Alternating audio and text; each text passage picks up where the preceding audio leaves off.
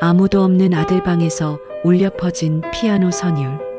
만약 27년 전 죽은 사람이 남긴 피아노 선율이 아무도 없는 방에서 울려 퍼진다면 어떨까요? 이 이야기는 기사 채용 면접에 죽은 아들의 모습을 하고 나타난 청년과 재벌회장의 사연입니다. 영상을 시청하시기 전에 구독과 좋아요를 눌러주시면 영상을 제작하는데 큰 힘이 됩니다. 대한민국 상위 0.1%가 모여 산다는 평창동 언덕. 그곳에서도 가장 높은 곳에 자리한 저택은 마치 거대한 요새처럼 서 있었습니다. 태성그룹 김태성 회장의 저택. 화려한 대리석 벽과 값비싼 명화들이 즐비하지만 이 집안의 공기는 늘 서늘했습니다. 집안의 몇몇 고용인들만이 그 이유를 알고 있었죠. 2층 복도 가장 깊숙한 곳, 굳게 닫힌 채 오랫동안 열리지 않는 그 방 때문이었습니다. 저 방 근처엔 얼씬도 하지 마. 특히 저 방에 있는 피아노는 절대 만지면 안 돼. 27년 전 김 회장의 외아들이 의문의 사고로 세상을 떠난 그날 이후 그 방의 문은 단 한 번도 열리지 않았습니다. 아니, 안주인 장 여사에 의해 강제로 닫혔다는 게 맞을지도 모릅니다. 장 여사는 매일 아침 그 닫힌 문 앞에서 기도를 올렸지만 그녀의 눈은 신앙심이 아닌 탐욕으로 번들거렸습니다. 그 방 안에는 죽은 아들이 아끼던 누군가의 피가 묻은 그랜드 피아노가 검은 천에 덮인 채 잠들어 있었기 때문입니다. 그러던 어느 날 억수같이 비가 쏟아지던 아침이었습니다. 낡은 오토바이 한 대가 저택의 철문 앞에 섰습니다. 빗물에 젖어 온몸이 덜덜 떨리는 한 청년. 그의 주머니 속엔 꼬깃꼬깃해진 10,000원짜리 2장과 단 하나의 이력서가 들어 있었습니다. 이름 이한월, 나이 27. 청년이 헬멧을 벗고 고개를 들었을 때 CCTV 너머로 그 얼굴을 확인한 장 여사는 비명을 지르며 찻잔을 떨어뜨리고 말았습니다. 깨진 찻잔 아래 그녀의 손 위로 뜨거운 차가 흘러넘쳤지만 그녀는 고통조차 느끼지 못했습니다. 27년 전 자신의 손으로 빗길 속으로 밀어 넣었던 그 아들의 눈동자가 죽었다고 믿었던 그 아이의 얼굴이 살아 돌아온 것만 같았기 때문입니다. 당장 내보내. 저런 천한 놈을 어디서 기사로 들인단 말이야. 거실로 들어선 한호를 맞이한 건 장 여사의 히스테리였습니다. 그녀는 가장 아름다웠던 시절 드디어 평창동 사모님으로 입성해 이 집안을 장악했지만 전처의 아들에 대한 공포는 지울 수 없었습니다. 한올은 고개를 깊게 숙였습니다. 시장통 국밥집에서 배달을 하며 밴 진한 육수 냄새, 그 가난의 냄새가 이 화려한 거실에 향수 냄새와 부딪혀 역하게 진동했습니다. 안녕하세요, 사모님. 오늘 면접을 보기로 한. 누구 마음대로 면접이야. 당장 내쫓지 않고 뭐해? 하지만 오늘 오라고. 잘못 전달된 것 같으니 나가.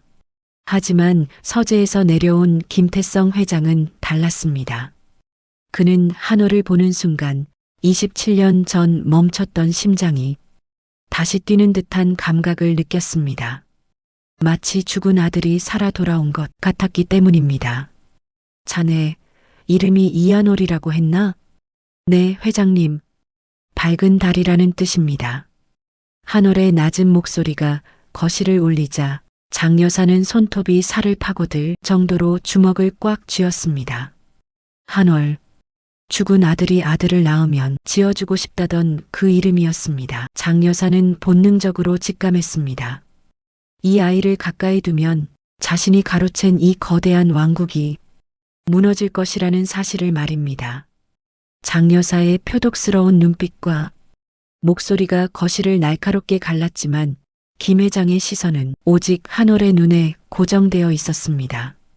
그 눈은 거짓을 말할 줄 모르는 죽은 아들의 젊은 시절과 너무나 닮아 있었기 때문입니다.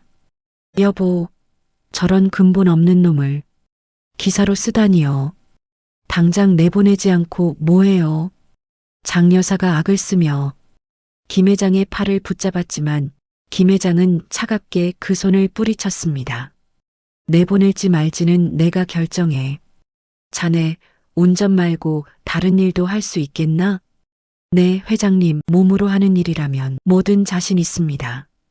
한올의 단단한 대답에 김 회장은 고개를 끄덕였습니다.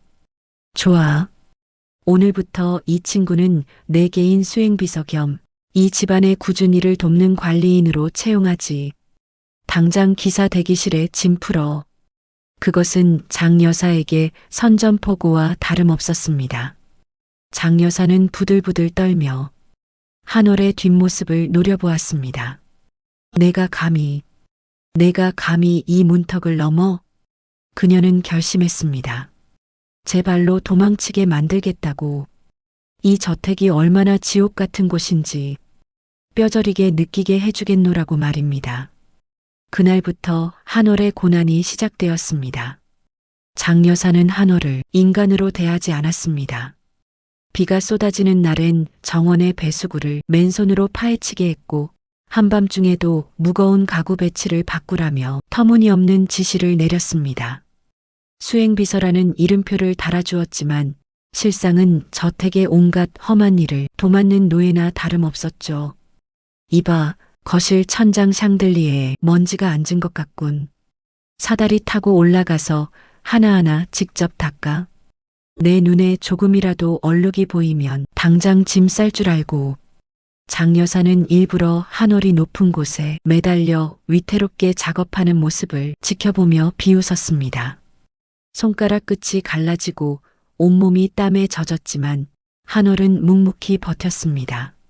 모욕감에 주먹을 꽉 쥐기도 했지만 시장 구석에서 홀로 자신을 기다릴 어머니 지윤을 생각하며 타오르는 분노를 억눌렀습니다. 그러던 어느 날 오후였습니다. 장 여사는 외부 사교 행사에 참석했고 김 회장도 자리를 비워 저택엔 기묘한 정막만이 감돌았습니다. 2층 복도 끝 오랫동안 방치되어 삐걱거리는 문들을 점검하라는 지시를 떠올리며 복도를 걷던 한올의 귀에 어디선가 가느다란 바람소리가 들려왔습니다. 마치 누군가 흐느끼는 듯한 혹은 이름을 부르는 듯한 환청. 그 소리에 이끌려 도착한 곳은 복도 가장 깊숙한 곳, 굳게 닫힌 그 방 앞이었습니다. 그런데 이상했습니다. 절대 열리지 않는다던 그 문이 오늘따라 아주 미세하게 틈이 벌어져 있었습니다. 마치 누군가 한올을 기다리고 있었다는 듯이 말이죠. 한올은 마른 침을 삼켰습니다. 이 문을 열면 안 된다는 경고가 머릿속을 스쳤지만 가슴속 깊은 곳에서 정체를 알 수 없는 이끌림이 그를 밀어붙였습니다. 계세요? 조심스럽게 문을 밀자 27년간 멈춰있던 시간이 한꺼번에 쏟아져 나왔습니다. 먼지가 흩날리는 어스름한 방 한가운데 거대한 검은 천에 덮인 존재. 한올은 자석에 끌리듯 다가가 그 천을 걷어냈습니다. 그 아래 드러난 것은 눈이 부시게 아름다운 그랜드 피아노였습니다. 한올은 피아노를 제대로 배운 적이 없었습니다. 하지만 건반 위에 손을 올리는 순간 놀라운 일이 벌어졌습니다.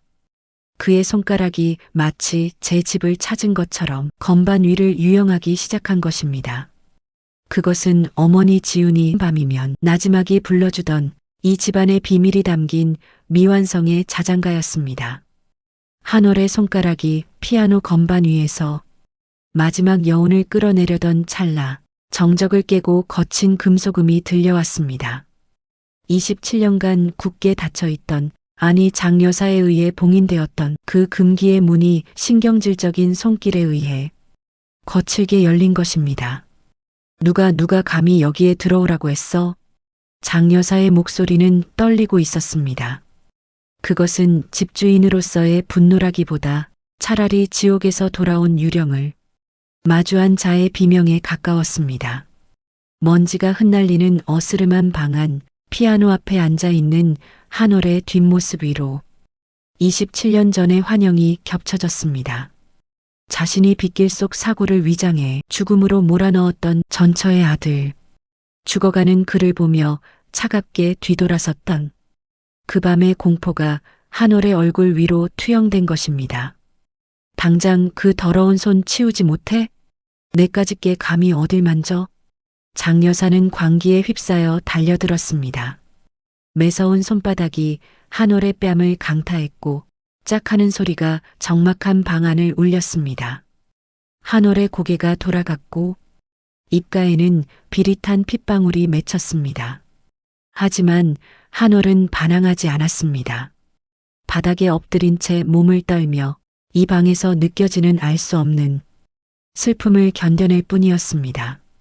사모님, 잘못했습니다. 저는 그저 문이 열려 있기에 점검하러 들어온 것뿐입니다. 한올이 고개를 깊게 숙이며 몸을 일으키려던 그 짧은 찰나였습니다. 장 여사와 실랑이를 벌이는 과정에서 한올의 낡은 셔츠 단추 하나가 툭 소리를 내며 대리석 바닥 위로 굴러갔습니다. 벌어진 셔츠기 사이로 한올의 오른쪽 가슴팍에 새겨진 선명하고 붉은 낙인이 드러났습니다. 마치 붉은 꽃잎이 피부 위로 피어난 듯한 기이한 반점. 장 여사는 그 자리에 얼어붙어 숨을 쉬는 법조차 잊은 듯 했습니다. 그녀는 본능적으로 손을 뻗어 한올의 찢어진 셔츠 깃을 거칠게 움켜쥐어 가렸습니다. 이게 왜 내 놈 가슴에 있어? 그때 막 집에 도착한 김 회장이 태준이 방 안으로 들어섰습니다. 김 회장의 눈에 들어온 것은 광기에 휩싸여 청년의 멱살을 잡고 있는 장 여사의 모습, 그리고 그녀의 손가락 사이로 아주 찰나에 스쳐 지나간 붉은 반점이었습니다. 이게 무슨 소란이야? 왜 이 방에 있어? 회장님, 이놈이 감히 이 방에 들어와 피아노를 더럽혔어요? 당장 내쫓아야 해요. 사람 불러요. 당장. 장 여사는 사색이 된 얼굴로 한올을 문 밖으로 밀쳐냈습니다. 한올이 보안 요원들에게 끌려나가는 뒷모습을 보며 김 회장은 스치듯 본 그 붉은 반점이 자꾸만 눈앞에 잔상처럼 남는 것을 느꼈습니다. 27년 전 잃어버린 아들의 가슴에 새겨져 있던 징표. 김 회장의 눈빛이 형언할 수 없는 의구심으로 흔들리기 시작했습니다. 한올을 쫓아낸 뒤 김 회장은 서재 소파에 깊게 몸을 묻었습니다. 눈을 감아도 아까 보았던 그 붉은 잔상과 한올의 슬픈 눈매가 떠나지 않았습니다. 27년 전 사고 현장에서 차갑게 식어있던 아들의 가슴을 매만지며 오열하던 기억이 수면 위로 떠올랐습니다. 내가 헛것을 본 건가? 하지만 문득 아들이 사고를 당하기 불과 사흘 전 상기된 얼굴로 서재에 찾아와 했던 말이 천둥처럼 뇌리를 스쳤습니다. 아버지, 조만간 꼭 드릴 말씀이 있어요. 깜짝 놀랄 일을 준비하고 있거든요. 당시 김 회장은 경영 문제로 예민해져 아들의 말을 건성으로 들었습니다. 나를 깜짝 놀라게 하려면 나에게 손주를 안겨주는 일 정도는 되어야 할 거야. 아들은 의미심장한 미소를 지으며 대답했었습니다. 네, 아버지. 기대해 주세요. 아마 너무 놀라서 뒤로 넘어지실지도 몰라요. 여자가 있었던 거야. 그 아이에게 내가 모르는 연인이 있었어. 김 회장은 비로소 깨달았습니다. 아들이 죽고 나서 상심이 큰 나머지 그날의 기억을 완전히 잊고 있었습니다. 만약 한올이 내 아들의 핏줄이라면? 김 회장은 급히 전화기를 들었습니다. 비서실장, 당장 아까 그 청년 이한올을 찾아와. 당장 내 앞에 데려다 놔. 조금 후 수화기 너머로 들려온 것은 비서실장의 다급한 목소리였습니다. 회장님, 지금 한올 씨가 살던 시장통 국밥집에 큰 불이 났다고 합니다. 누군가 의도적으로 불을 지른 정황이 포착되었다고. 같은 시각 옆방에서 이 대화를 엿듣던 장 여사의 입가에 잔인한 미소가 번졌습니다. 27년 전 아들을 잃었던 그 빗길의 사고처럼 그녀는 다시 한번 불길로 진실을 덮으려 하고 있었습니다. 또다시 내 아이를 잃을 순 없어. 김 회장은 외투도 챙기지 못한 채 서재를 뛰어나갔습니다. 27년 전엔 눈앞에서 죽어가는 아들을 제대로 지키지 못했지만 이번만큼은 결코 놓칠 수 없었습니다. 비 내리는 평창동의 어둠을 뚫고 달리는 김 회장의 차 앞으로 멀리 시장통의 붉은 불길이 밤하늘을 불길하게 물들이고 있었습니다. 시장통 골목은 이미 아수라장이었습니다. 붉은 불길은 빗줄기조차 증발시킬 기세로 치솟았고 김 회장은 차마 차에서 내리지 못한 채 떨리는 손으로 창밖을 주시했습니다. 그때 불타 무너져가는 국밥집 입구에서 한 형체가 기어나왔습니다. 한월이었습니다. 그는 자신의 등 위로 떨어지는 타오르는 잔해들을 온몸으로 받아내며 의식을 잃은 어머니 지훈을 부축하고 있었습니다. 한월의 옷은 이미 불길에 타 너덜너덜해졌고 빗물과 피, 검은 그을음이 뒤섞여 그의 온몸을 뒤덮고 있었습니다. 엄마, 조금만 더. 한월은 바닥에 쓰러지듯 엎드려 어머니를 안전한 곳으로 밀어냈습니다. 그 순간 찢겨진 셔츠 사이로 빗물에 그을음이 씻겨 내려갔고 붉은 반점이 선명하게 드러났습니다. 차에서 뛰쳐나온 김 회장은 그 자리에서 얼어붙었습니다. 27년 전 영안실 차가운 곳에 누워있던 아들의 가슴에 새겨져 있던 것과 똑같은 형태, 똑같은 위치였습니다. 김 회장은 비명조차 지르지 못한 채 입을 막았습니다.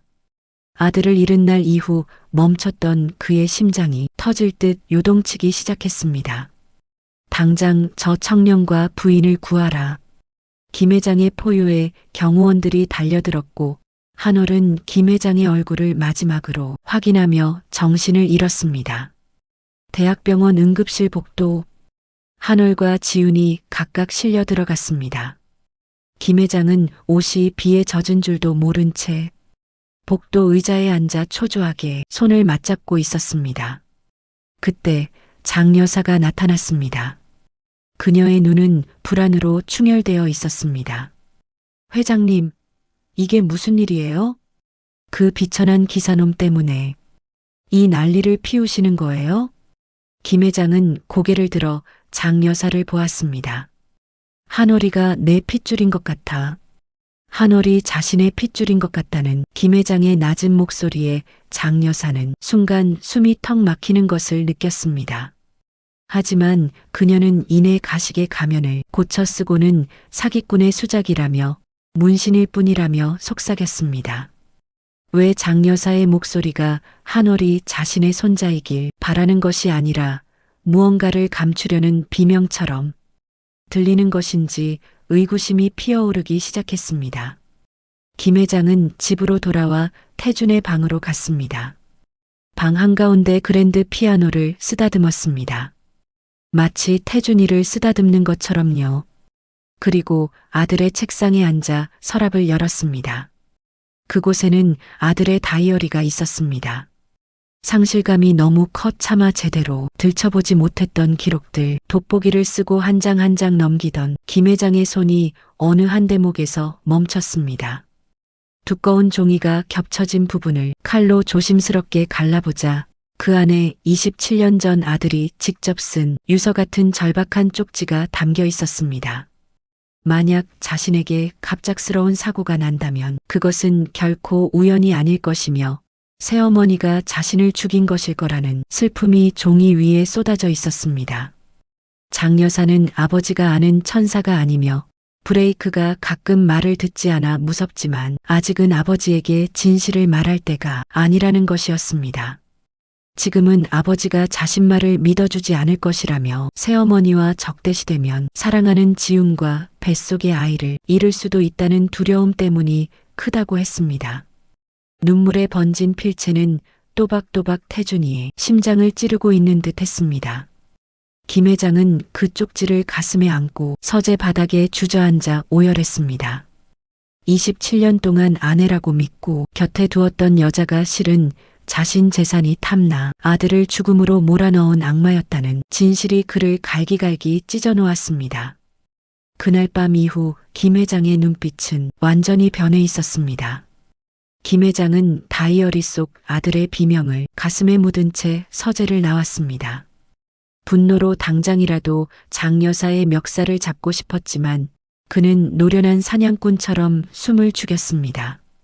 27년을 속여온 여우를 단번에 단죄하기 위해선 더 완벽한 덫이 필요했습니다.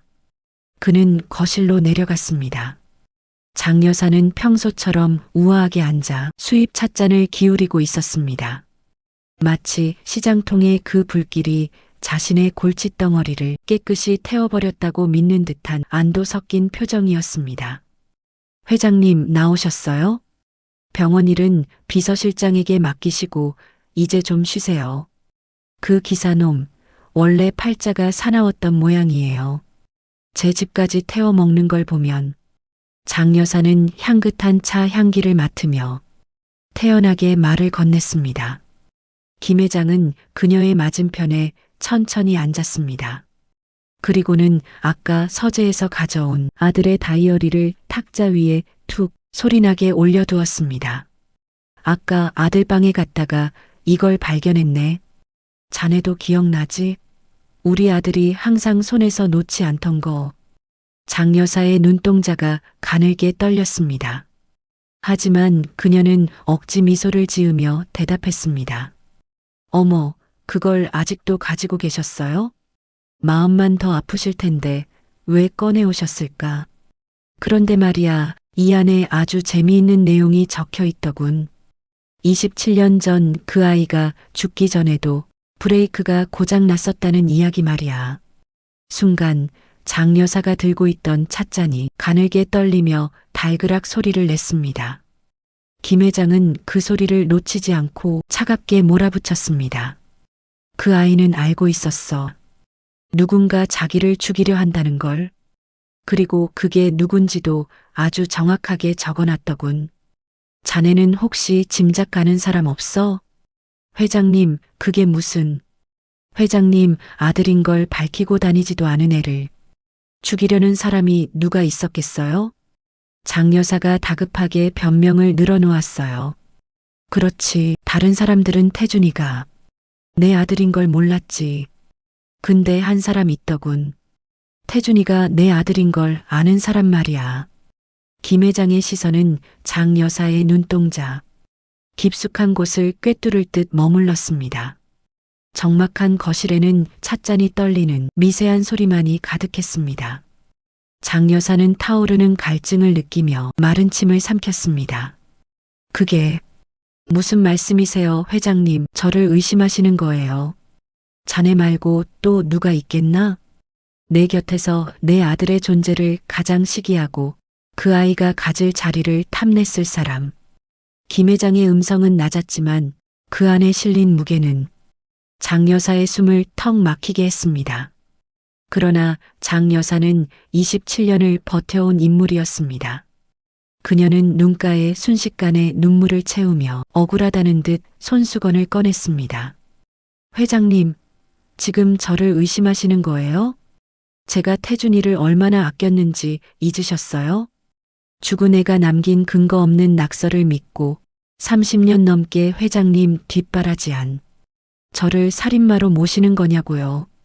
장 여사의 목소리가 커지자 김 회장은 오히려 차갑게 미소 지었습니다. 그는 탁자 위의 다이어리를 천천히 덮으며 자리에서 일어났습니다. 의심? 아니, 이건 확신이야. 하지만 장 여사, 내가 자네를 지금 당장 경찰에 넘기지 않는 이유가 뭔지 아나? 김 회장은 장 여사에게 다가가 귀에 대고 서늘하게 속삭였습니다.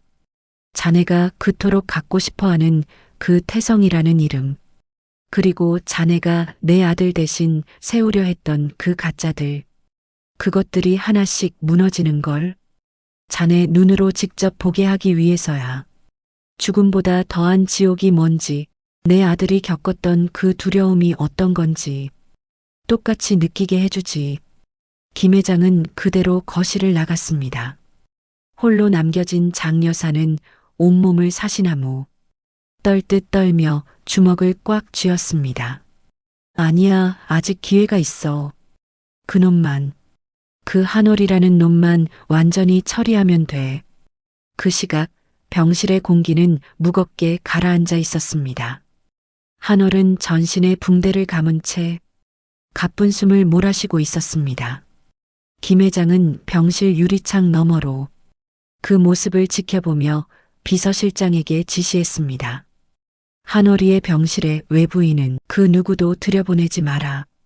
의료진도 내가 직접 지정한 사람으로 교체해. 그리고 한올이 어머니 지윤 씨의 신변도 철저히 보호해. 알겠습니다, 회장님. 그런데 장 여사 측에서 벌써 움직이기 시작했습니다. 태성그룹 지주사 지분을 사들이고 있다는 첩보가 들어왔습니다. 김 회장은 창밖의 어둠을 응시했습니다. 장 여사는 김 회장이 자신을 압박해오자 최후의 수단으로 경영권 찬탈을 준비하고 있었던 것입니다. 그녀는 이미 이사회의 절반을 자기 편으로 포섭해둔 상태였습니다.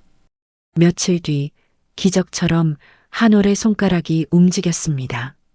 긴 혼수 상태를 깨고 한올이 천천히 눈을 떴을 때 그의 곁에는 초췌한 모습의 김 회장이 앉아 있었습니다.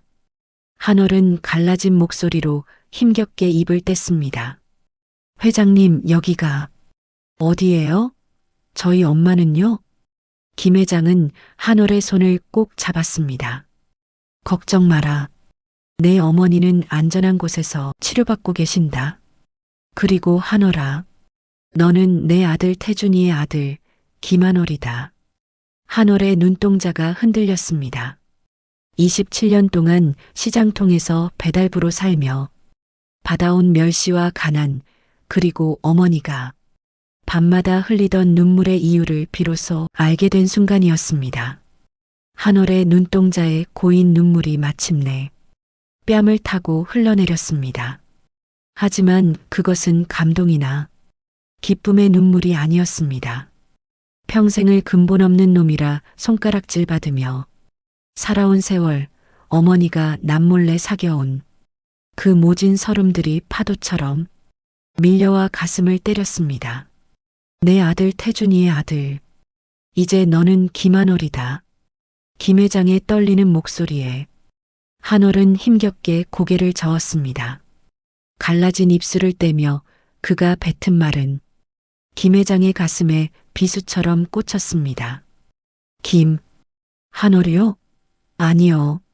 저는 이한올입니다. 시장통 국밥집 아들, 배달부 이한올이요. 한올의 말에 김 회장이 떨리는 목소리로 말했어요. 한올아, 그게 무슨... 한올이 말을 이었습니다. 27년입니다. 제 아버지가 차가운 빗길에서 숨을 거두고 제 어머니가 홀로 저를 낳아 평생을 죄인처럼 살았던 시간이요. 그 긴 시간 동안 당신은 어디 계셨습니까? 화려한 저택에서 웃고 계셨던 것 아닙니까? 한올의 서늘한 질문에 김 회장은 할 말을 잃었습니다. 핏줄을 찾았다는 환희보다 더 거대한 죄책감이 노회한 회장의 어깨를 짓눌렀습니다. 김 회장은 떨리는 손으로 한올의 붕대 감긴 손을 잡은 말했습니다. 한올아, 몰랐다. 정말 몰랐어. 내 아버지가 사고를 당하기 직전에 깜짝 놀랄 선물을 준비했다고만 했지. 그게 너와 내 어미일 줄은 꿈에도 몰랐단다. 사고 후에 내 아비 유품을 정리한 것도 장 여사였어. 그녀가 모든 흔적을 지웠고 나는 그저 내 아버지를 잃은 슬픔에 눈이 멀어. 네가 이 세상에 있었던 것도 몰랐던 게야. 김 회장의 절박한 해명에도 한올의 눈빛은 흔들리지 않았습니다. 오히려 더 차갑게 가라앉았습니다. 그때 병실 문이 열리며 휠체어를 탄 지훈이 들어왔습니다. 그녀의 무릎 위에는 낡고 모서리가 다 다른 작은 나무 상자 하나가 놓여 있었습니다. 한올아, 회장님을 너무 원망하지 마라. 이건 내가 끝까지 진실을 열지 못했던 내 죄다. 지훈은 떨리는 손으로 상자를 열었습니다. 그 안에는 빛바랜 편지 한 통과 태성그룹의 문장이 선명하게 각인된 황금 돌반지가 들어 있었습니다. 김 회장은 그 반지를 보자마자 가슴이 쿵 하는 소리와 함께 무너져 내렸습니다. 그것은 태준이를 낳고 만든 돌반지였습니다. 태준이가 어른이 되고 돌반지를 주자 그 반지를 자신의 아들에게도 물려줄 거라면서 이 반지는 이제 태성그룹 후계자에게 전해지는 증표가 될 거라며 웃었죠. 태성그룹 후계자에게만 전해지는 자신이 태준에게 직접 주었던 증표였습니다. 태준 씨는 사고가 나기 며칠 전 무언가를 예감한 듯 이 상자를 맡겼습니다. 지훈아, 나에게 무슨 일이 생기면 이걸 가지고 아버지를 찾아가. 이 안에 편지와 반지가 널 지켜줄 거야 라고요. 지훈은 눈물을 닦으며 한올에게 편지를 건넸습니다. 한올이 떨리는 손으로 펼친 편지에는 27년 전 아버지가 죽음의 공포 속에서도 사랑하는 이들을 지키기 위해 써 내려간 처절한 문장들이 담겨 있었습니다. 아버지, 태준입니다. 장 여사가 저를 감시하고 차의 브레이크를 조작하는 것을 알고 있습니다. 제가 죽는다면 그것은 사고가 아닙니다. 제가 유일하게 사랑한 여자 지훈이와 제 아들 한올이를 지켜주세요. 이 반지를 가지고 오는 아이가 제 아들이자 아버지의 손자입니다. 부디 저 대신 그들을 안아주세요. 편지 하단에는 태준의 눈물 자국과 그날의 날짜가 선명했습니다. 한올은 아버지의 친필 유서를 읽으며 27년간 억눌렀던 감정을 터뜨렸습니다. 자신이 근본 없는 놈이 아니라 누군가의 간절한 희생 속에 지켜진 소중한 존재였다는 사실이 그를 덮쳤습니다. 지우는 이 사실을 밝히면 자신과 한올이 다음 타겟이 될 거라 생각했다고 했습니다. 혹은 한올과 헤어지게 될까봐 두려웠다고요. 어떻게든 자신이 한올이 엄마로 살고 싶었다고 말했습니다. 한편 평창동 저택의 장 여사는 광기에 휩싸였습니다. 김 회장이 지훈과 접촉했다는 사실을 알게 된 그녀는 이제 물러설 곳이 없었습니다. 태준이 그 아이에게 숨겨둔 여자와 아들이 있었단 말이야? 장 여사는 곧바로 이사회를 긴급 소집했습니다. 김 회장이 병원에 상주하며 자리를 비운 사이 회장의 치매설을 퍼뜨리고 가짜 진단서를 꾸며 경영권을 강탈할 계획이었습니다. 그녀는 이미 이사들의 절반 이상을 협박과 매수로 포섭해둔 상태였습니다. 한밤중 한올의 병실 복도등이 깜빡이며 꺼졌습니다. 의사가운을 입은 괴한들이 은밀하게 잠입했습니다. 그들이 한올의 산소호흡기에 손을 대려는 순간 어둠 속에서 한올의 눈이 번쩍 떠졌습니다.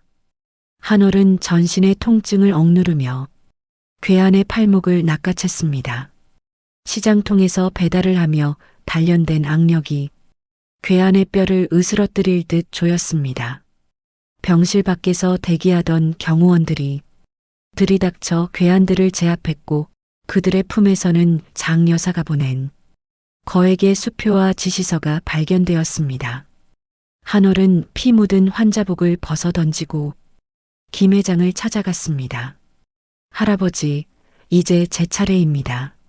아버지 아들의 이름으로 할아버지 손자로 저와 아버지의 인생을 되찾겠습니다.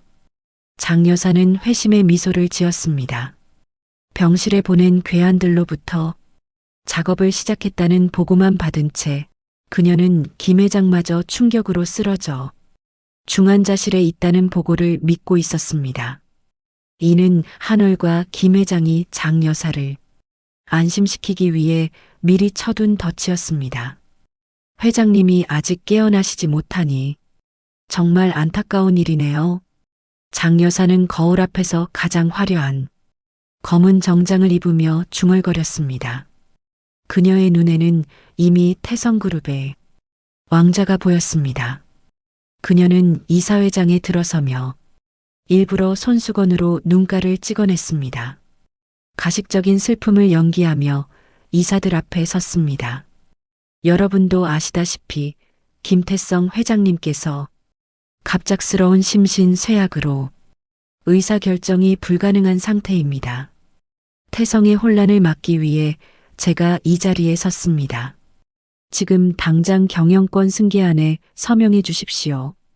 이사들이 동요하며 펜을 든 찰나 회의실 스피커를 통해 피아노 선율이 울려 퍼졌습니다. 그것은 한월이 그 방에서 쳤던 죽은 태준이 아내 지훈을 위해 만들었던 미완성의 자장가였습니다.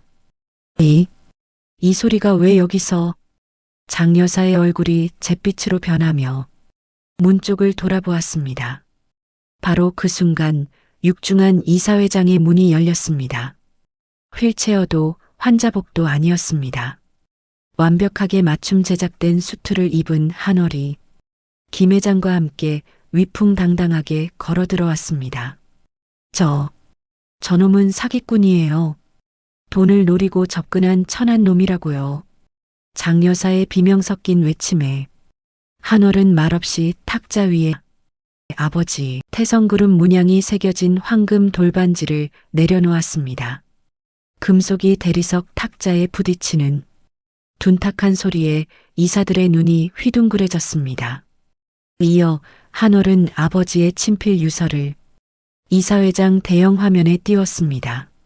사모님, 이 글씨가 누구 것인지 잘 알겠지요? 27년 전 당신이 브레이크 조작으로 죽인 내 아버지가 쓴 유서입니다. 거기 적힌 당신의 이름, 이제 법정에서 확인하시죠. 장 여사는 비명을 지르며 주저앉았습니다. 그녀는 쓰러진 줄 알았던 김 회장의 형형한 눈빛과 마주쳤습니다. 김 회장은 장 여자를 차갑게 바라봤습니다. 장 여사, 내가 가장 믿었던 자네가 내 아들을 죽였더군.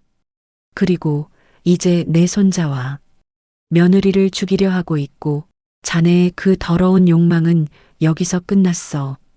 한월은 그녀의 앞에 서서 낮게 속삭였습니다. 오랜만입니다, 사모님. 이제 그 높은 곳에서 사모님이 직접 떨어질 차례입니다.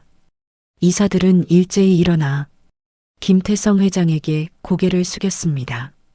김 회장은 한월의 손을 꼭 잡으며 선포했습니다. 오늘부로 태성그룹의 모든 정권을 내 손자 김한월에게 위임한다. 27년 전 닫혔던 요새의 문이 부서지고 진정한 주인이 돌아온 순간이었습니다. 이사회장은 순식간에 아수라장이 되었습니다. 장 여사는 바닥에 주저앉아 숨을 몰아쉬며 김 회장의 바짓가랑이를 붙잡으려 했습니다. 회장님, 이건 다 오해예요. 저놈이 조작한 거라고요. 저를 믿으시잖아요, 네. 하지만 김 회장은 그녀의 손을 뿌리쳤습니다. 27년을 속았으면 충분하다. 자네가 내 아들을 죽이고 그 핏줄까지 불길 속에 던졌을 때 우리의 인연은 지옥으로 떨어졌어. 회의실 문이 다시 열리고 경찰들이 들이닥쳤습니다. 한월이 미리 확보해둔 27년 전 사고 관련 증거와 최근 병실 습격 지시가 담긴 녹취록 그리고 장 여사의 비자금 장부가 그들의 손에 들려 있었습니다. 장 여사는 화려한 다이아몬드 반지를 낀 손에 수갑이 채워지는 순간까지도 광기를 멈추지 않았습니다. 이건 내 거야. 태성은 내 것이라고. 이 근본 없는 배달부 놈아. 장 여사의 비명소리가 복도 끝으로 사라질 때까지 한월은 미동도 없이 그 뒷모습을 지켜보았습니다. 27년의 한이 씻겨 내려가는 순간이었지만 가슴 한구석은 여전히 서늘했습니다. 복수는 승리했지만 잃어버린 아버지와의 시간은 돌아오지 않기 때문이었습니다. 한 달 뒤 태성그룹에는 거대한 변화의 바람이 불었습니다. 한월은 김한월이라는 이름으로 정식 승계 절차를 밟았지만 그는 화려한 회장 취임식 대신 다른 행보를 택했습니다. 그는 평창동 저택의 고용인들을 모두 내보내고 그 거대한 요새를 태준 재단이라는 이름의 사회환원 공간으로 만들었습니다. 그리고 장 여사가 제 집처럼 드나들던 안방과 거실의 가구들을 전부 드러냈습니다. 어느 따뜻한 오후, 한월은 휠체어에서 일어나 조금씩 걷기 시작한 어머니 지훈과 함께 다시 그 저택을 찾았습니다. 지훈은 27년 전 눈물로 돌아섰던 그 대문을 지나 천천히 2층 복도로 향했습니다. 한월아, 저기니? 내 아버지가 나를 위해 만든 자장가를 만든 피아노가 있는 방이. 한월은 이 집을 개조해 사회환원 공간을 만들면서도 아버지가 사용했던 이 방은 그대로 두었습니다. 이렇게라도 아버지를 기억하고 싶었기 때문입니다. 한월은 말없이 굳게 닫혔던 그 방의 문을 열었습니다. 이제 방 안은 먼지 대신 따스한 햇살이 가득했습니다. 그랜드 피아노가 본연의 빛을 내며 그들을 맞이했습니다. 한월은 어머니를 피아노 옆 의자에 앉히고 자신도 그 곁에 앉았습니다. 한월의 손가락이 건반 위에 놓였습니다. 배달하며 거칠어졌던 손끝이었지만 이제는 떨리지 않았습니다. 도, 레, 미. 어머니가 시장통 단칸방에서 슬프게 불러주던 그 미완성의 자장가. 한월은 아버지가 악보에 채워넣지 못했던 마지막 소절들을 자신의 진심으로 채워넣기 시작했습니다. 피아노 선율은 요새 갔던 저택의 벽을 넘어 평창동 언덕 아래로 부드럽게 흘러갔습니다. 연주가 끝나자 지우는 한월의 손을 꼭 잡았습니다. 태준 씨가 보고 있을 거야. 우리 아들이 이렇게 멋지게 연주하는 걸. 한월은 어머니의 어깨에 고개를 기댄 채 창밖을 내다보았습니다. 어느덧 평창동 언덕 위로 차갑던 겨울비 대신 은은한 달빛이 차오르고 있었습니다. 한월이라는 이름처럼 세상을 조용히 비추는 단단하고도 따뜻한 빛이었습니다. 그때 등 뒤에서 낮은 인기척이 들렸습니다. 이제는 회장직을 내려놓고 평범한 할아버지로 돌아온 김 회장이 문가에 서서 그들을 바라보고 있었습니다. 그의 눈가엔 회한과 안도감이 뒤섞인 눈물이 맺혀 있었습니다. 한월아, 내 할아버지, 이제 이 집은 더 이상 요새가 아니다. 그저 내 아버지가 사랑했던 사람들이 모여 사는 집일 뿐이야. 내가 완성한 그 곡이 비로소 이 집의 서늘한 기운을 걷어냈구나. 김 회장은 피아노 위에 놓인 황금 돌반지를 매만졌습니다. 27년 전 끊어졌던 혈육의 고리가 다시 단단히 맞물린 순간이었습니다. 내일은 내 아버지 산소에 가졌구나. 내 어머니와 함께. 이제는 숨지 않아도 된다고. 이 아이가 너보다 더 훌륭하게 자라. 돌아왔다고 그렇게 말해주러 가자. 한월은 작게 고개를 끄덕였습니다. 그는 문득 자신의 거친 손등을 내려다보았습니다. 오토바이 핸들을 잡고 빗길을 달리던 시절의 흉터들이 여전히 남아 있었지만 이제 그 흉터는 부끄러움이 아닌 훈장이었습니다. 그 고통이 있었기에 지금 어머니를 지킬 수 있는 힘이 생겼음을 그는 알고 있었습니다. 평창동 가장 높은 곳, 그 금기시되었던 방의 창문을 통해 흘러나오는 따뜻한 불빛은 언덕 아래 낮은 곳까지 구석구석 퍼져나갔습니다. 27년 만에 비로소 태성의 거대한 별 옆에 가장 밝고 평온한 달이 떠오른 밤이었습니다.